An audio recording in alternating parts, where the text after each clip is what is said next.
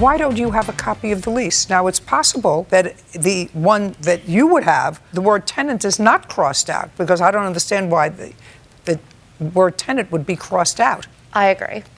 I just didn't see a need to keep it because I had no idea. We had spoken afterwards, after I sent her a letter explaining the damages, and we spoke on the phone after that. It was a very heated argument, but she said that she understood.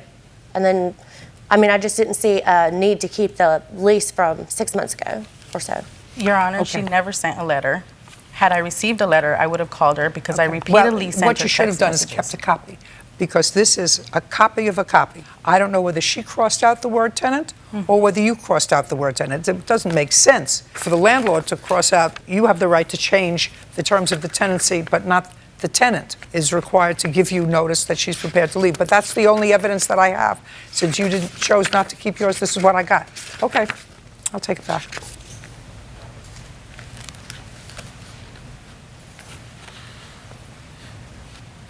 Well, this is your problem, Miss Horton. I'm reading all the emails, and you are alleging that there's damage to the home. That is correct. Well, the plaintiff gave you an opportunity, asked you to come to look at the house. She was waiting there for you to come and do an inspection. She tells you very clearly, we have to leave. I've left the house spotless. My husband even cut the grass. And you said, oh, wow, thanks. And then you say, I'm not coming to do the inspection.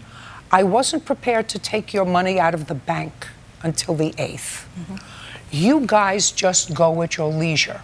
That's what you say to her. Yes, Your Honor. So she left, and it was subsequently that you found damage. That is correct. That's too bad.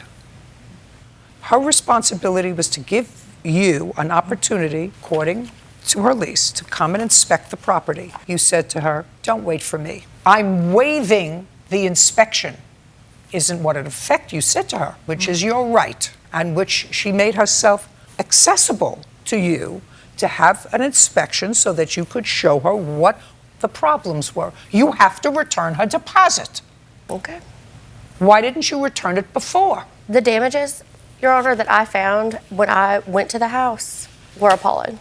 And really quite unbelievable, because every time that I had spoken with Liya, either via text message or on the phone. Your problem.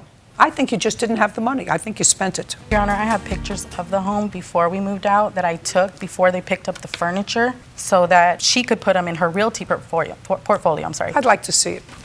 Is the house sold? Yes, ma'am. When? I don't know. I was not actually the owner of the home. What were you? I was renting the house on behalf of my ex-husband. Did you know that? Which we were married at the time. No. I didn't know she didn't own the home. I figured she didn't own the home. She was a renter. Well, I was on the deed. Just a second. You lived where? Where was this house located? That was in Alabama. Do you have the Alabama statute? I do. I'd like to take a look at it. I ordinarily don't do that, but in this case, it's been almost 10 months since you moved out, because the plaintiff is requesting double her security, which is $2,400, because you failed to return her security. Yes, ma'am. That's what it says. You pay double the amount of her original deposit if you fail to return it within 35 days. It's much longer than 35 days. She shouldn't have to chase you for the money. Judgment for the plaintiff in the amount of $2,400. Thank you, Your Honor. Thank you.